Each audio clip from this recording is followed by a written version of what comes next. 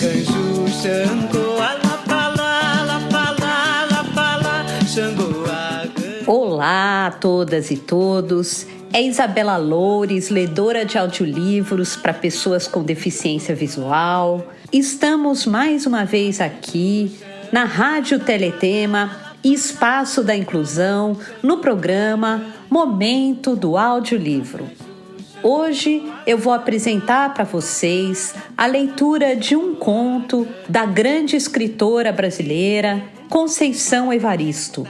Conceição Evaristo é uma mulher negra nascida em Belo Horizonte no ano de 46. Conceição viveu seus primeiros anos de vida na favela Pindura-Saia, na zona sul de Belo Horizonte. Sua família era muito pobre e numerosa, tendo 9 irmãos, ela era a segunda mais velha. Foi criada na periferia e tinha uma predileção especial pela leitura, sendo a sua mãe uma grande incentivadora.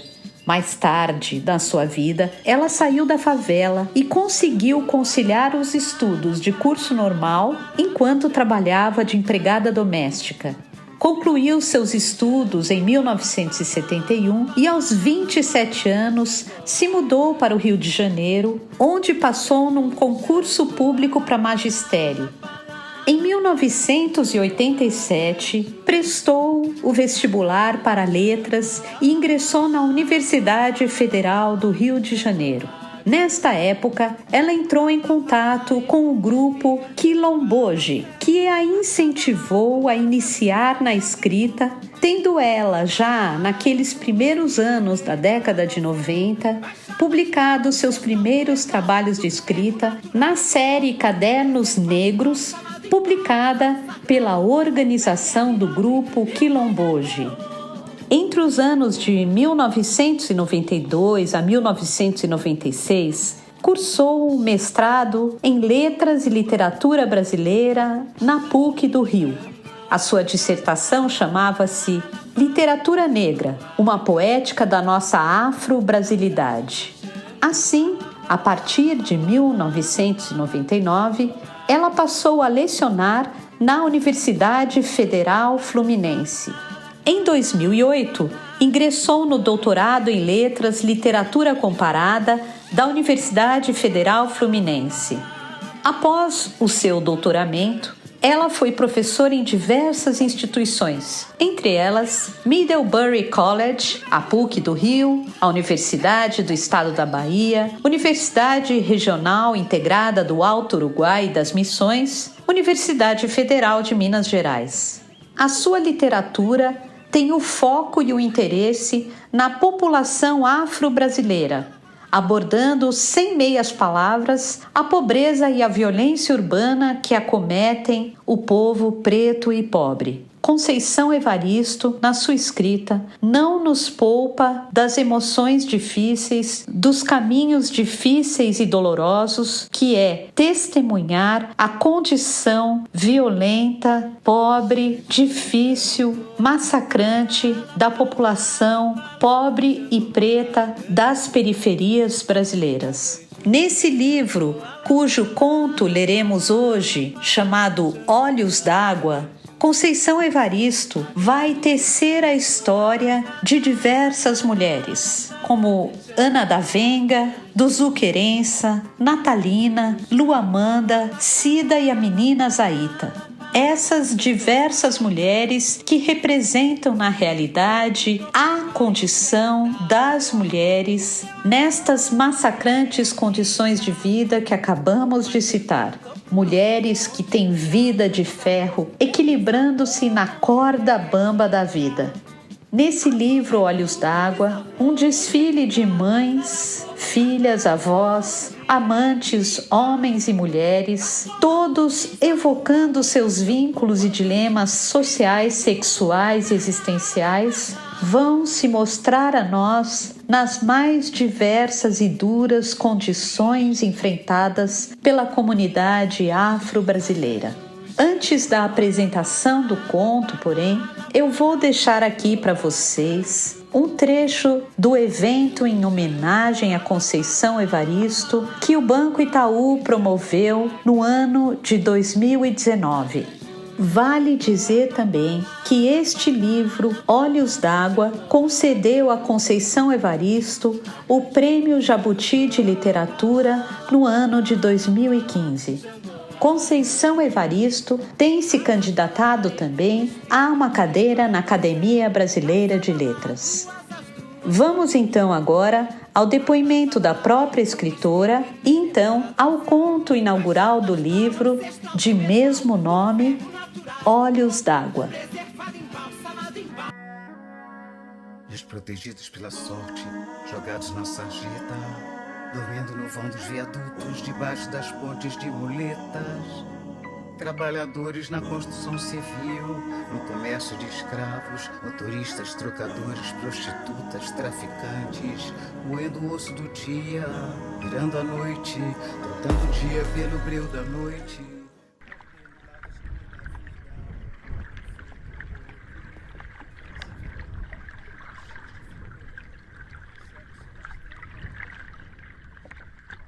Essa é uma das 1000 vezes que eu venho a Belo Horizonte e volto aqui nesse lugar. E tenho sempre a mesma sensação de que a cidade me traiu, né? De que esse espaço aqui me traiu na medida que eu não reconheço mais onde era a minha casa, onde meu umbigo está enterrado, não só o meu, como de todos os meus irmãos, porque todos nasceram aqui e minha mãe tinha por hábito de enterrar os umbigos do neném debaixo da terra. Aliás, é um hábito também ancestral africano. Então, voltar aqui, procurar reconhecer esse espaço e ao mesmo tempo estar tão viva essa memória da minha infância, da minha adolescência, dos vizinhos ao entorno e perceber esse espaço tão diferente e que a gente não pôde fazer nada quando houve o plano de desfavelamento. Diziam que iam construir o hospital, que iam construir não sei o quê, que iam construir não sei o quê, e durante muitos anos esse espaço ficou praticamente abandonado. Então, quando a gente passava, tinha sempre aquela sensação que a gente poderia ter ficado aqui mais um pouco. Eu acho que eu tinha a esperança ou a vontade de que algum milagre acontecesse, que a gente não ia sair desse espaço nunca. E hoje eu fico pensando também, hoje eu não aguento morar muito tempo numa mesma casa. Eu tenho 40 e poucos anos de Rio de Janeiro. Eu acho que eu já fiz umas 20 mudanças de casa no Rio de Janeiro. Talvez a procura, não sei, estou pensando. Talvez a procura desse espaço original que nós perdemos e que eu gostava tanto. Havia o medo, o incerto, o imprevisível do amanhã, mas havia a tenacidade, a força, o desejo de vida.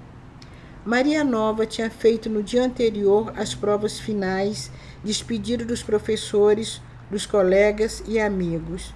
Não voltaria no próximo ano, mas voltaria a estudar um dia. Eu lembro que ela tinha um código, né, que ela chegava bem tarde à noite, então para não acordar todo mundo, que era lá na favela, então tinha várias casas perto, ela gritava olê, e o pessoal de dentro de casa, alguém tivesse acordado, respondia olá. Aí ela ia dormir, que era só um código, para não ficar acordando o vizinho à noite. Ela chegava por volta de 11 horas da noite, para conseguia voltar lá, subir o morro, né? Depois da escola. Tipo, eu cheguei, né? Tipo, eu cheguei, ela falava, olé, viu, gente? Às vezes a gente demorava a escutar, eu estava assim, olé, viu, gente? Olé, viu, gente? Eu me lembro que ela tinha uma certa desenvoltura, porque a gente não tinha hábito de sair no centro da cidade e tudo. E ela que fazia tudo isso. Por exemplo, queria comprar alguma coisa no centro de Belo Horizonte. Ela que ia. Por quê? Porque ela participava de alguns, assim, bem pequena, ela bem nova, ela já participava de alguns movimentos, jockey, alguns momentos. Ela sempre foi muito certinha. Ela sempre foi assim, participava de tudo. Então ela tinha mais desenvoltura.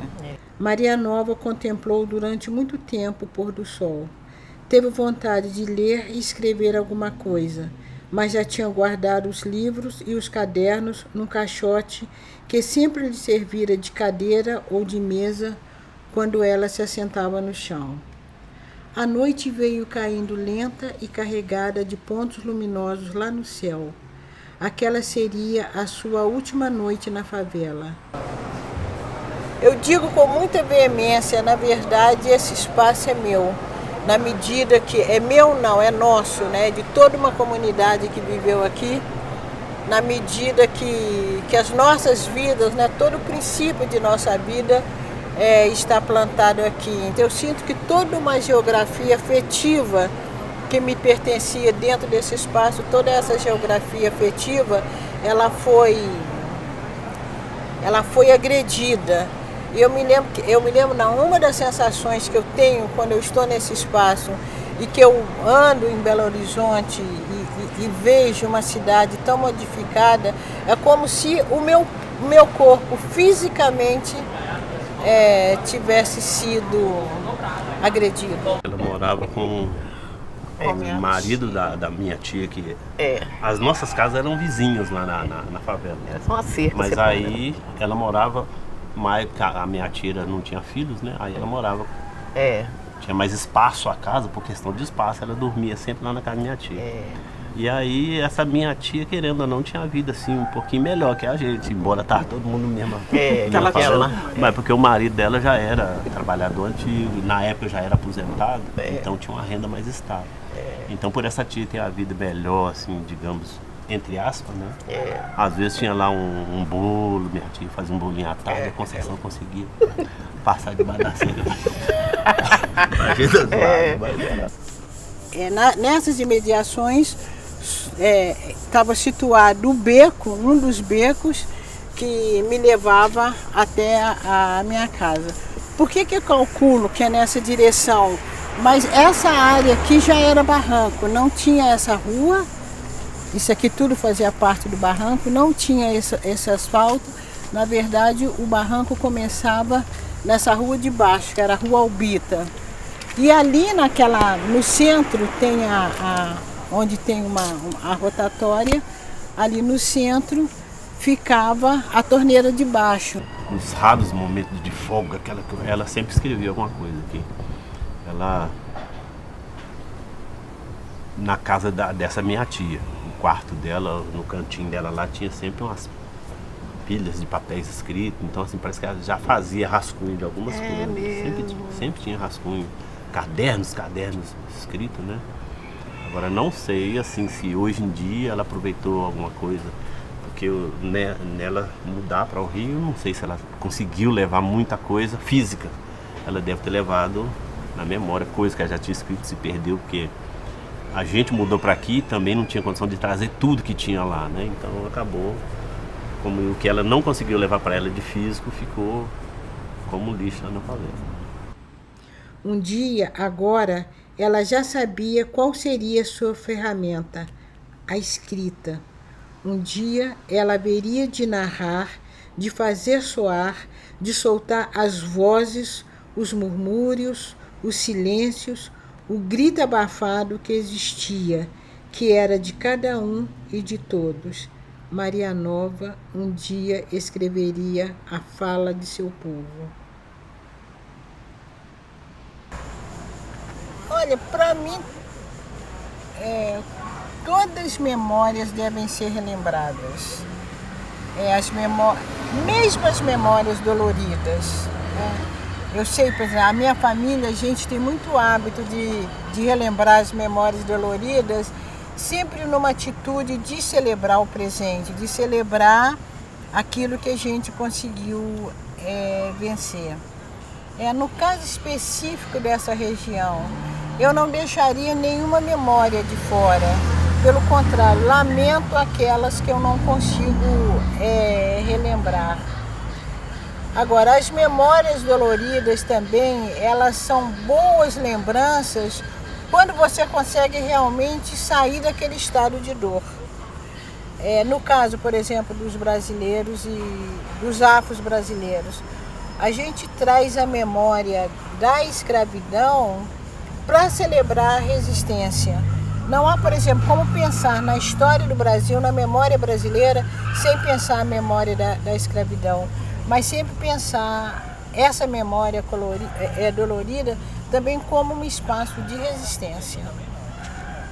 Eu sou memorialista, eu gosto, principalmente da memória coletiva. Escrevo em homenagem póstuma à avó Rita que dormia embolada com ela, a ela que nunca consegui ver plenamente, aos bêbados, às putas, aos malandros, às crianças vadias que habitam os becos de minha memória. Homenagem póstuma às lavadeiras que madrugavam os varais com roupas ao sol, ao Tião Puxa-Faca, à velha Jolina, à Dona Anália, ao Titotó, ao Pedro Cândido, ao Sonoronha, à Dona Maria, mãe do Aníbal, ao Catarino, à velha Lia, a Terezinha do Oscarlinda, a Mariinha, dona do Padim. Homens, mulheres, crianças que se amontoaram dentro de mim, como amontoados eram os barracos de minha favela.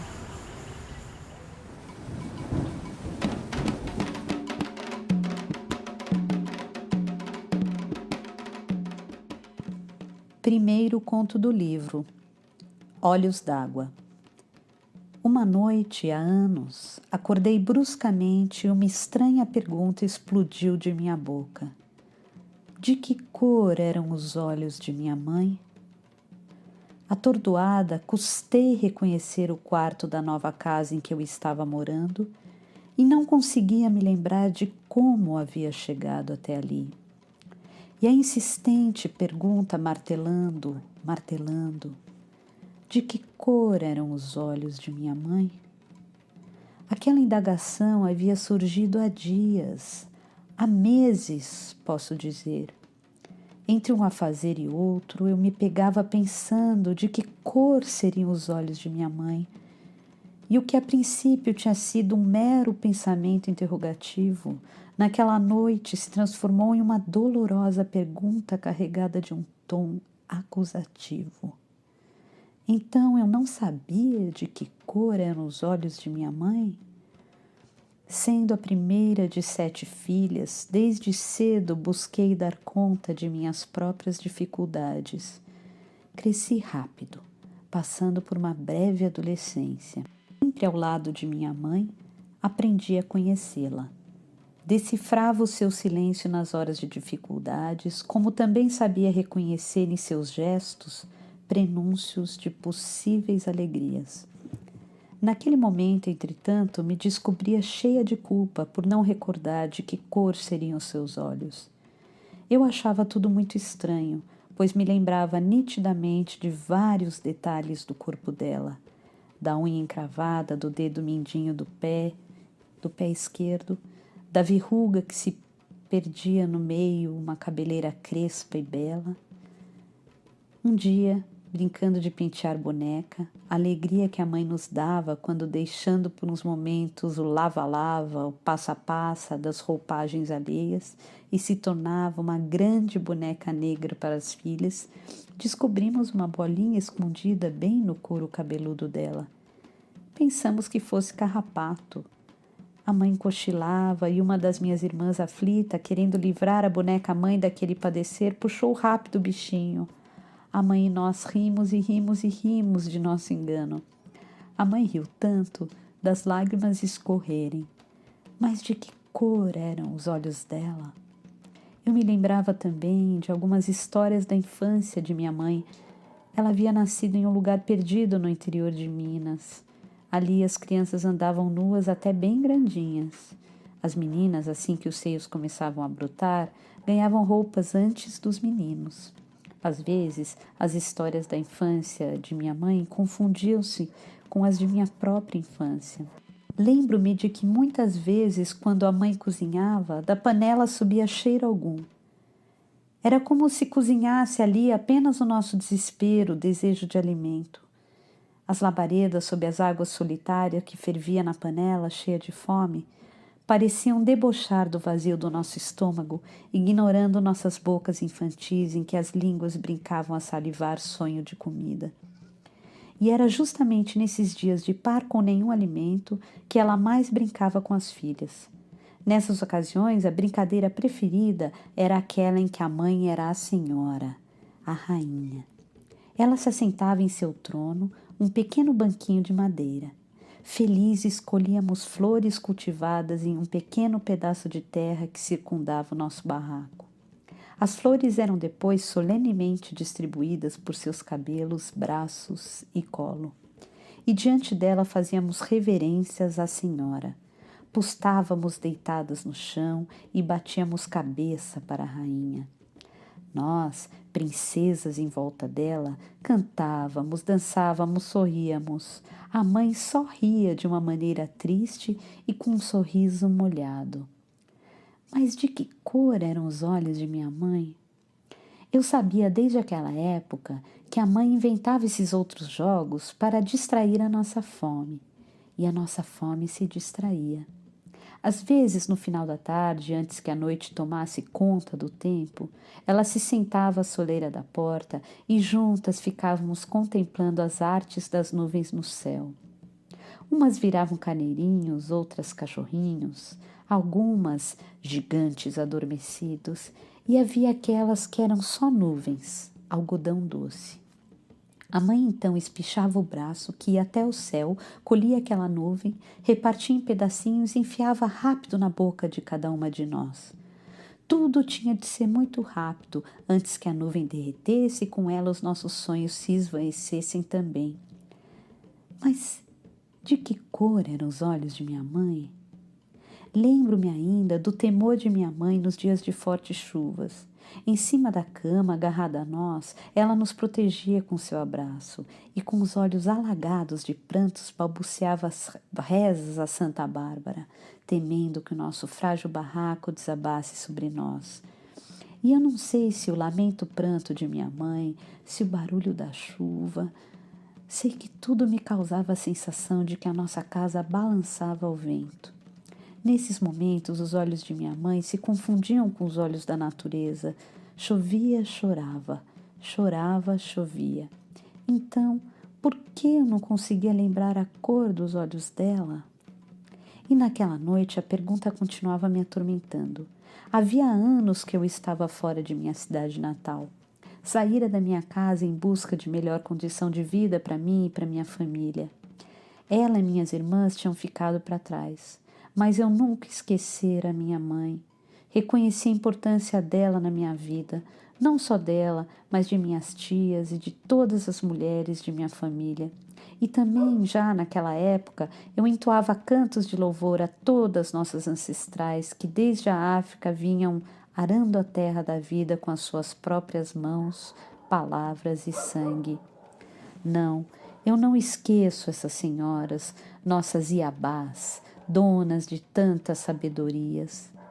Mas que cor eram os olhos de minha mãe? E foi então que, tomada pelo desespero, por não me lembrar de que cor seriam os olhos da minha mãe, naquele momento resolvi deixar tudo e no dia seguinte voltar à cidade em que nasci. Eu precisava buscar o rosto de minha mãe, fixar o meu olhar no dela, para nunca mais esquecer a cor de seus olhos. Assim fiz. Voltei aflita, mas satisfeita. Vivi a sensação de estar cumprindo um ritual em que a oferenda aos orixás deveria ser descoberta dos olhos da minha mãe. E quando, após longos dias de viagem para chegar à minha terra, pude contemplar extasiado os olhos de minha mãe, sabem o que vi? Sabem o que vi? Vi só lágrimas e lágrimas. Entretanto, ela sorria feliz.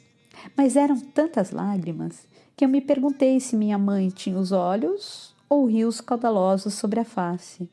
E só então compreendi. Minha mãe trazia serenamente em si águas correntezas. por isso prantos e prantos a enfeitar o seu rosto.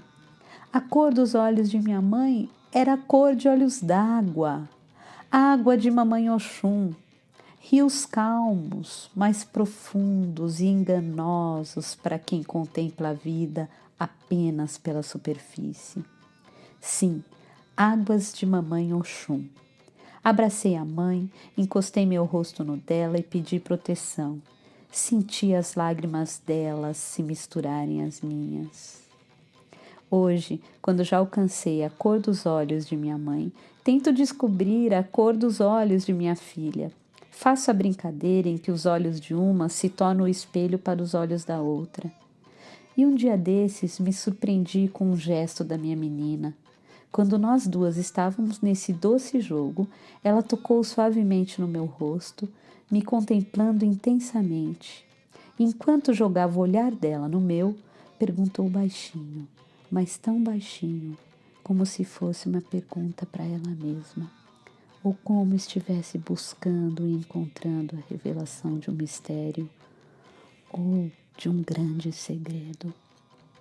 Eu escutei quando, sussurrando, minha filha falou: Mãe, qual é a cor tão úmida de seus olhos?